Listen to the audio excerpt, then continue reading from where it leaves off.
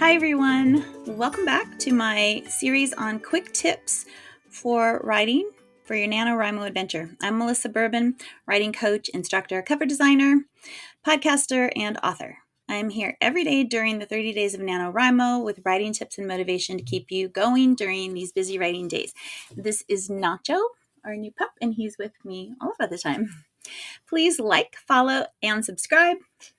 Today's tip is about voice. Your voice is like a fingerprint. It is uniquely yours. It is an amalgamation of your syntax and your diction, meaning it is the words you use and the way that you put them together to convey meaning. That's basically it. People say, discover your voice, find your voice. You all have a voice already.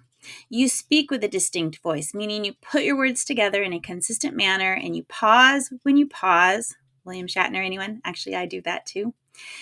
You use vocabulary that is comfortable for you. All of that equals your voice. Well, the same is true about your voice in writing.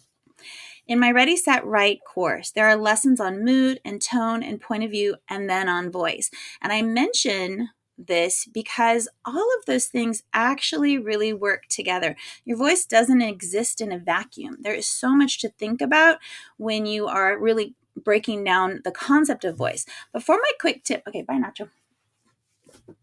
For my quick tip, I've distilled it all into a few tips. Here we go. Number one, don't think too hard. Don't edit your voice out of your writing, especially with your first draft. With NaNoWriMo, you're just getting your story down. So be yourself. You can clean anything up later. Just let it be. Let go. Be yourself and write. When you start thinking too much about it, then you're creating the way your sentence is put together. You might just edit your voice out, and you don't want to do that right now. So just write. Number two is to try not to elevate your vocabulary. Don't try to write like you think you should. Don't try to sound smart. First of all, you are smart, but you don't need to prove it by fulfilling some preconceived notion of what an author should sound like. Being authentic is far more important. Number three is to throw away any rule that messes with your authentic voice. Remember how your teachers probably told you to never begin a sentence with and or but, or with any other conjunction. Yeah, no, they are so wrong, at least when it comes to fiction. This goes for grammar too. Don't worry about it, especially during that first draft. Write like you talk. Drop the G's and the gerunds. Drop the subjects in your sentences if you want to. Write with fragments. All of that. Don't worry about it right now. Don't think about the rules. It doesn't mean ignoring grammar and spelling when it comes to polishing a draft for publication. Of course, you want to offer a clean, well-executed story that has been proofread and that has been polished, but that's later. That's down the line. That is not right now.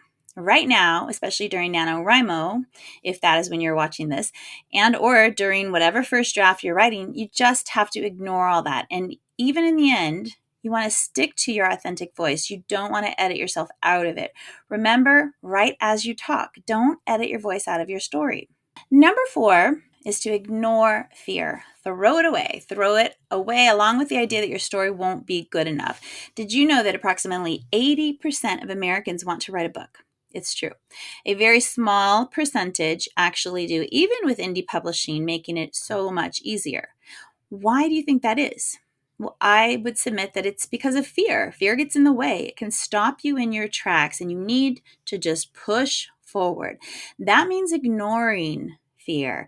Just write, write, write. Let the words flow. Don't worry about it.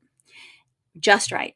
Let them come out without editing, without trepidation. Your goal is to write the story that's in your head, to get it down on paper, into your Word doc, to let your voice be free.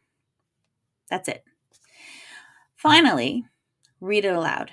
Can you hear your voice? Can you hear yourself in your writing? You should be able to, because your voice in writing should be similar to your voice in talking. It's how you put ideas together. It is that linguistics. It's the syntax. It's the diction. It's how you combine all of that to convey meaning through words. So right now, just don't think too much about voice.